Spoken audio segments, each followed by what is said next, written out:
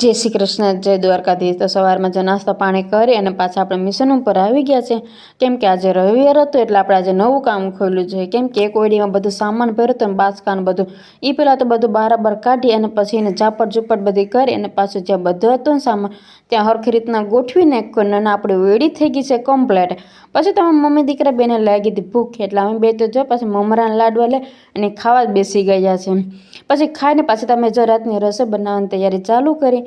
એમાં આજે પણ બનાવવાનું હતું ઊંધિયું રોટલા, એટલે તો જો જેટલું આપણે ઘરમાં શાકભાજી હતું ને એટલું લીધું છે, વધારે નથી લીધું। અને પછી તો આપણે ગોટા બનાવવા માટે જો ચણાનો લોટ અને બધા મસાલા આપણે તૈયાર કરી લીધા છે। પછી તો આપણે મસ્ત મજાના ગોટા વાળી લીધા છે અને તેલ ગરમ થઈ ગયું છે એટલે આપણે જો બધા ગોટા તરી નાખ્યા છે। અને પછી આપણે શાક બનાવવા માટે જો બધો મસાલો લઈ લીધો ને બધું શાકભાજી આપણે તૈયાર કરી લીધું। પછી તો જો આપણે તેલ ગરમ થઈ ગયું છે એટલે આપણે જો પહેલાં શાકભાજી બધું વઘારી નાખ્યું અને થઈ ગયું આપણું ઊંધિયું તૈયાર। પછી તો જો આપણે રોટલા પણ બનાવી નાખ્યા। તો ચાલો બધા જમવા।